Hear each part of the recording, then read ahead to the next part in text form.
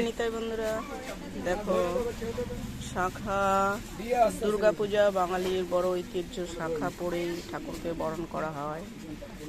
এই শাঁখা আমাদের নারীদের, বিবাহিত নারীদের হচ্ছে বড়, সব থেকে বড় অলংকার।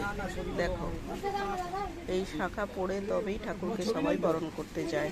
দেখো শাঁখার ভ্যারাইটি। শাঁখা সন্ধ্যাবেলা থেকে ভিড় আছে। দেখো 10টা পার হয়ে গেছে, এখনো দোকানের ভিড় দেখো, যার জন্য আমি দোকানে করতে পারি না, ভিডিও করতে পারি না, ঠিক করে ঠিক সময় করে দিতে পারি না ভিডিও।